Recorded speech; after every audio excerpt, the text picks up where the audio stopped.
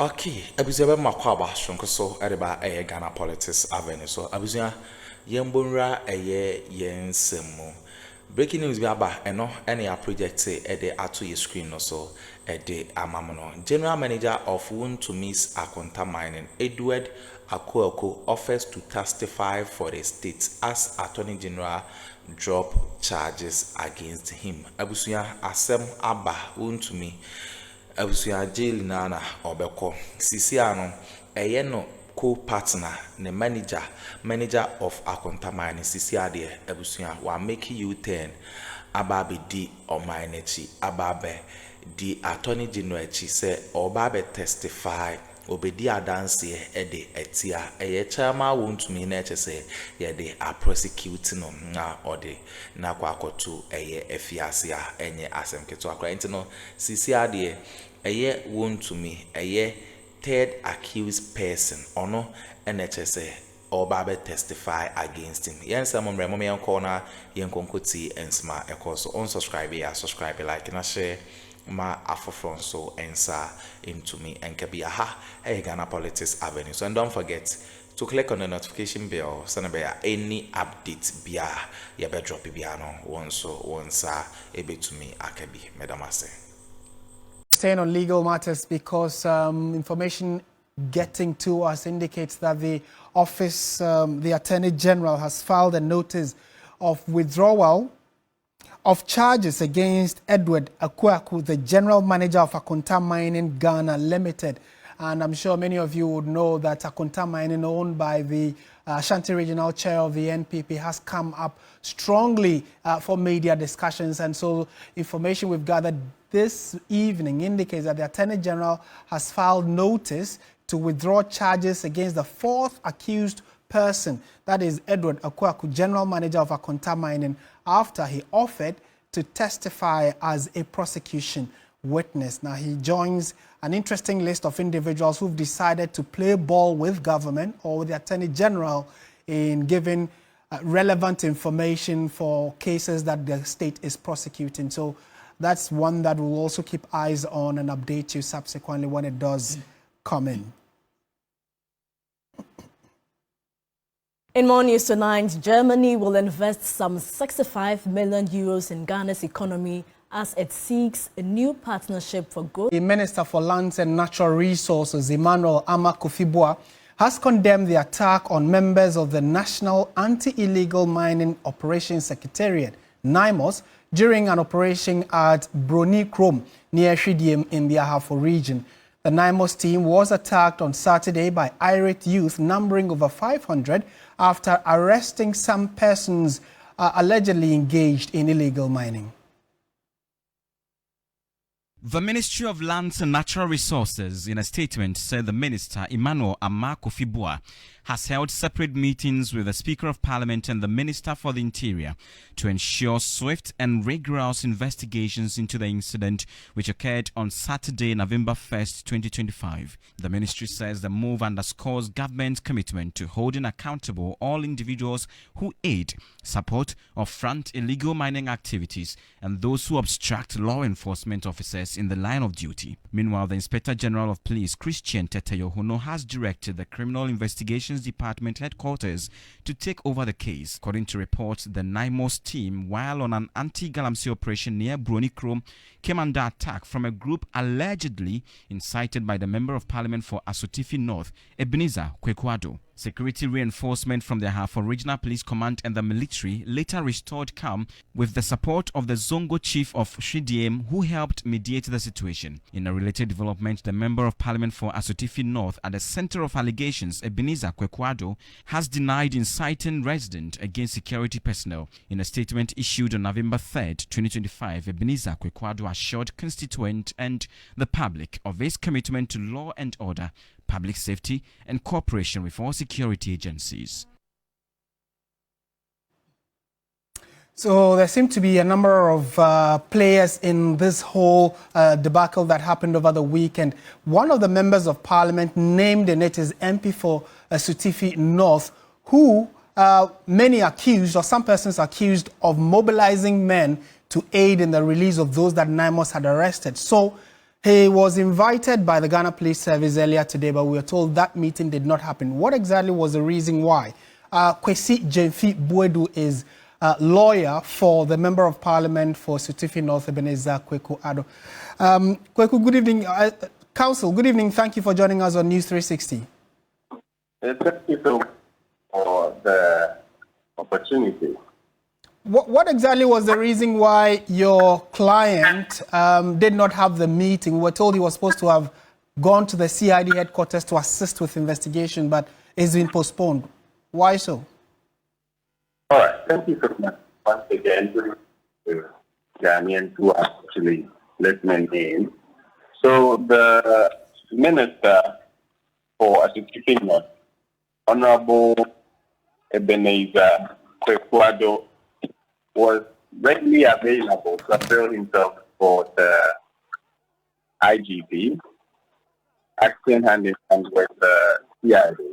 Unfortunately, information that was passed back to us was that looking at the time, it would be best to appear on the next. And we particularly put out a community letter intimating that we are very much ready to avail at any given point in time for the betterment and solution to this particular. So tomorrow morning we will appear at the CID headquarters. Right. So it's just been postponed to tomorrow, if I understand what you're saying. That is so. Right. But the allegations and accusations leveled against your client is quite serious. Can you clarify what exactly his role was during this unfortunate incident at Fidium? Thank you once again. So like we've actually indicated in our letter, all that the MP sought to do just to calm the things that were happening in Fidium, which is seen as a 60 South. So there is nothing like he inciting, he's trying to obstruct security personnel whatsoever, which we believe that during the final determination of this matter, the Ghanaian population will come to. All right, Council, thank you for speaking to us. Kwesi Jemfi Buedu is the lawyer for the Member of Parliament for Sutufi North Ebenezer Kweku Addo, and they will be appearing before the CID tomorrow. We'll definitely update you on how things play out. And the Member of Parliament for Sutufi South, Collins Dauda, has been clarifying his role in the incident. He spoke on Accra-based at Sempa FM here in Accra and except coming up, and according to him, when the calls kept coming, the Sutufi North MP contacted me saying he was coming for a funeral in my constituency. It goes on further to say that I pleaded with him, given his position, to go and speak with the commander of the team, hoping he would be able to get a briefing. He did not initially plan to go. He only became involved because I asked him to. I did not instruct the commander to release anyone arrested. And these are the words of Collins Dauda, the MP for Sutufi South, clarifying his role in the incident. Let's shift our attention to another disturbing story that happened over the weekend, and the Upper East Regional Police Command has confirmed the death of one immigration officer following an attack by unknown assailants. The assailants shot two immigration officers on Sunday, the 2nd of November 2025 at about 10 p.m. in Nangani, Busiande in the Garutimpani district. The officers were ambushed while returning to their base after conducting foot patrols. The wounded officers were rushed to the Bolgatanga Regional Hospital, where one sadly was pronounced dead.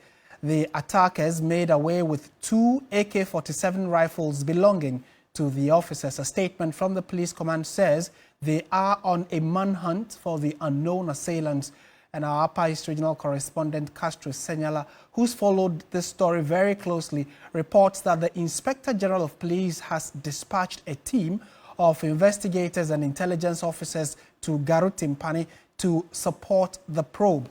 The command assured the public that a thorough investigation is underway to unravel the crime and bring the perpetrators to justice. So on your screens, you can see excerpts of the statement from the Ghana Police Service.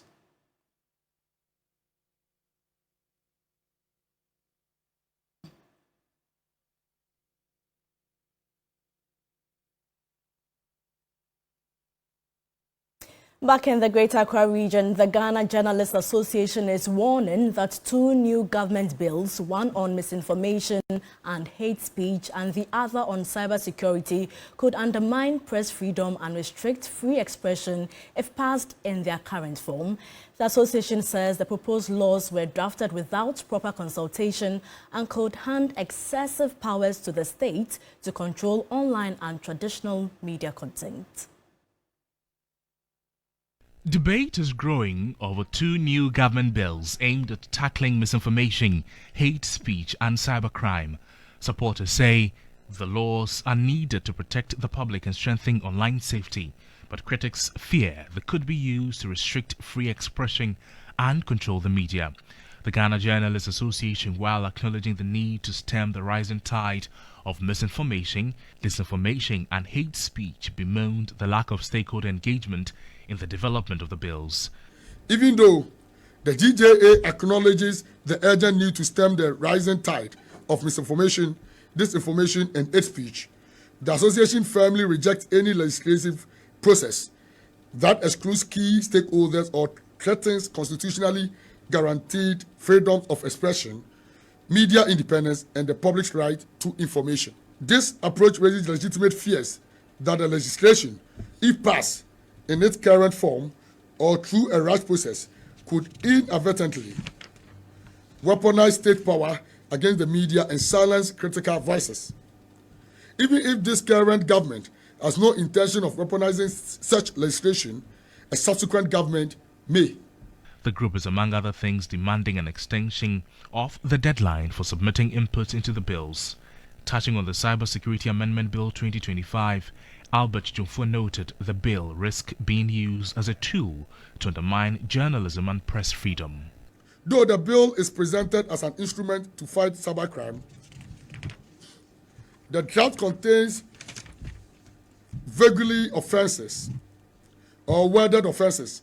It contains vaguely worded offenses, expanded state powers, and broad enforcement tools that, without robust safeguards for us, risk being used to undermine journalism, criminalize legitimate online reporting, enable surveillance of journalists and sources, and undermine press freedom. Cursory examination of the bill, the question we posed was, do these provisions threaten or have potential to undermine journalism, freedom of expression and media freedom? And the answer is a huge yes. Let's go to the courts, shall we? Let's deal with some legal matters now.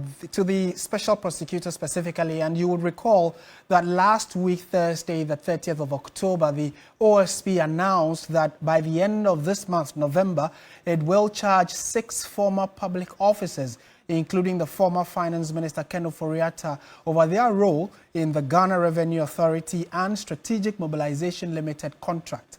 Now, the office has issued an update regarding the arrest of the acting head of legal at the Ghana Revenue Authority, Freeman Sabah. And in a moment, we'll take you through some of the key issues raised by the special prosecutor. And you can see it on your screen. It says, Office of the Special Prosecutor, Ghana. The office has arrested the acting head of legal at the Ghana Revenue Authority, Freeman Sabah. Mr. Sabah is under investigation for suspected corruption and corruption-related offences, as well as obstruction of justice in respect of the Ghana Revenue Authority and Strategic Mobilization Ghana Limited Revenue Assurance Contract. So that is the primary basis on which the legal or acting head of legal at the GRA has been picked up. Still on legal matters, the Court of Appeal has dismissed applications by lawyers representing the former National Signals Bureau Director Kwabena Edubuahin and his wife in one case, as well as lawyers for the former CEO of the Ghana Infrastructure Investment Fund in the Accra SkyTrain criminal trial. The applications sought to overturn the High Court rulings on further disclosures of documents. Here's a news desk report by Lord Idwasari. In the 49.1 million Ghana cedi case involving former National Signals Bureau Director Kwabena Edubuahin, defense lawyers led by Samuel Tashan prayed the Court of Appeal to quash the High Court ruling which refused the application to compel the Attorney General to disclose NSB accounts spanning from 1992. They argued that the Attorney General has selectively disclosed matters bordering on national security to advance the case while omitting crucial details which necessitated the motion. A three-member panel of justices, however, held that the applicants failed to demonstrate any exceptional circumstances to warrant granting the request, which lacked merit. In a related matter involving the Accra SkyTrain criminal trial, lawyers of the first accused, Solomon Asamoah, prayed the Court of Appeal to overturn the High Court decision, which dismissed the application for the prosecution to further disclose exculpatory documents. The documents contain minutes of the board and investment committee meetings between 2017 to 2021, as well as email correspondence between himself and members of the board. The court dismissed the application as lacking merit. Lord Idwasari, TV3 News, Accra.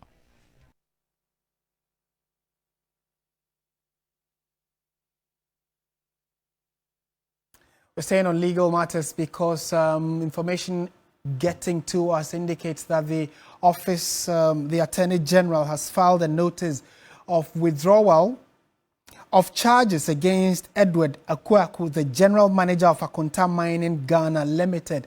And I'm sure many of you would know that Akonta Mining, owned by the Ashanti Regional Chair of the NPP, has come up strongly for media discussions. And so information we've gathered this evening indicates that the Attorney General has filed notice to withdraw charges against the fourth accused person, that is Edward Akuffo, General Manager of Akonta Mining, after he offered to testify as a prosecution witness. Now, he joins an interesting list of individuals who've decided to play ball with government or with the Attorney General in giving relevant information for cases that the state is prosecuting. So that's one that we'll also keep eyes on and update you subsequently when it does come in.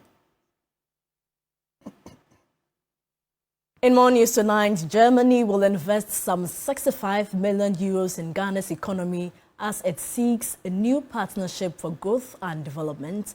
The visiting German President Frank-Walter Steinmeier announced this after holding bilateral talks with President John Mahama.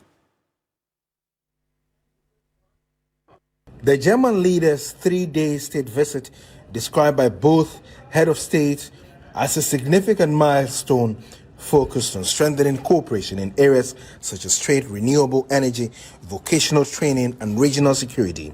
Addressing the media, President John Mahama expressed great satisfaction with the current state of the Ghana-Germany relations, which have flourished since the formal establishment of diplomatic ties in 1957. I invite Germany to share Ghana's strong commitment to multilateralism, the United Nations system, the World Trade Organization, and international law. We urge all nations to resist the lure of economic nationalism and to collaborate in reforming, not dismantling, the institutions that unite us as a globe. He also briefed the German counterpart of Ghana's economic recovery efforts under the Reset in Ghana agenda. I reaffirmed Ghana's strong dedication to creating an enabling environment to attract more German private sector investment, particularly within the framework of the African Continental Free Trade Area, which is headquartered here in Accra.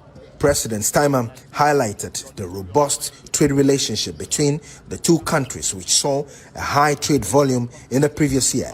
He described Ghana as an attractive business location and an important hub for the region. Together we're working to lay the foundation for a sustainable economic development that will benefit Ghana, but I hasten to add it will also benefit Germany. And I'm happy to say that today we've also been able to bring good news, good tidings, that of course pending on the approval of the German Parliament, the Bundestag that is, Germany will again commit more than 65 million euro to Ghana in the framework of our development cooperation. On regional issues, the two leaders held open discussions on the growing threats of terrorism and political instability in the Sahel region. The German head of state will visit Kumasi on Tuesday, where he will break the ground for the expansion of a vocational training center and visit the Kumasi Center for Collaboration. Okay, Abuzia, we need ensima ekoso ewo political highway so aye chairman Wontumi, aye ni general manager NSCC and wa make you tena or say or babe testify against aye ne Akonta mining case na ewo court. Ne beda mase some Japan ekokoti sa in some way ede mi aha Ghana politics avenue. So political trending stories are a Mickey Waves in the end, so yeah, the atom say the bebremo, madam.